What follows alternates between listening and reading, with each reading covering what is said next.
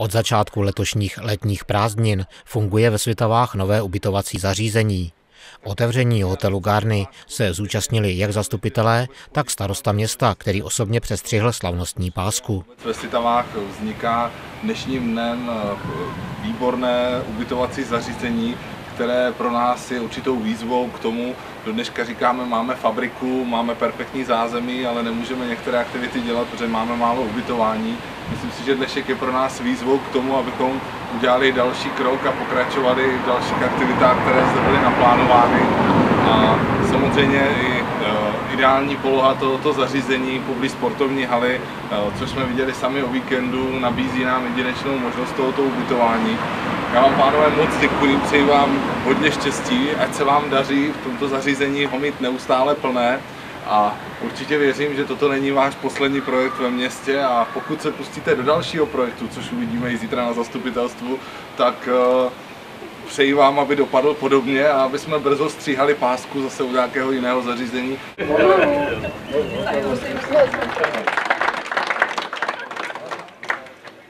Přítomnost představitelů města nebyla v tomto případě jen pouhou společenskou formalitou. Svitavy totiž původní penzion Sport u koupaliště vlastnili. Prodej mírně schátralého objektu soukromému investorovi za spíše symbolickou cenu 1,5 milionu korun proběhl před 2 lety a byl podmíněn tím, že zde vznikne kvalitní ubytování turistického typu. Chtěli jsme dodržet prostě ubytování pro autobus, jo? To znamená někde kolem těch 40 míst, což se nám téměř podařilo.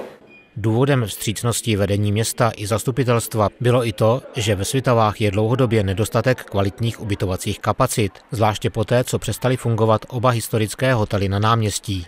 Já doufám, že jsme se z kategorie penzionu posunuli do kategorie hotelu, takže nazvali jsme to Garni Hotel Svitavy z toho titulu v podstatě, že chceme do budoucna poskytovat pouze snídaně.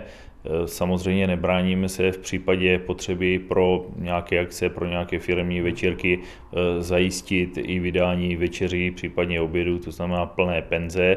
Nicméně prioritně je to koncipované jako snídaňový hotel, z toho titulu ten název Garni Hotel Svitavy.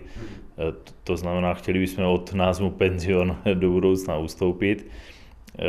Máme zde 11 pokojů dvoulůžkových, přičemž jeden je pro handicapované osoby, plus k tomu máme 4 lépe vybavené apartmány a jeden takzvaný buď to rodinný nebo manažerský apartmán, podle toho, jak se to uchopí, v podstatě, který má kompletně vybavenou kuchyňskou linku, samostatnou ložnici, obývací pokoj a, což si myslím, že je nesmírně důležité, samostatný vchod.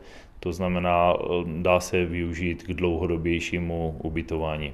Samozřejmě máme na dnešní poměry a předpokládám, že již standardně osazeny čipové karty na vstupy do všech místností tohoto hotelu. Plus k tomu navíc máme velice sofistikovaný úsporný systém, který by měl nám do budoucna snížit náklady na provoz celého hotelu. To znamená, ten systém sám hlídá úsporu elektrické energie a úsporu vytápění. Když déle větráte, než je záhodno, zejména v zimě, tak vám to vypne radiátor a vás to zpětně donutí k tomu, abyste opět zase zavřeli to okno, protože vyvětráno je. K dnešnímu dni se bavíme pouze o asi 3 týdnech provozu od jeho zahájení.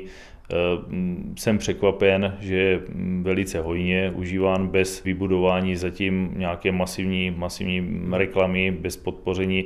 Nemáme ještě žádné poutače po Svitavách rozmístění, protože samozřejmě jsme to časově ještě nestihli.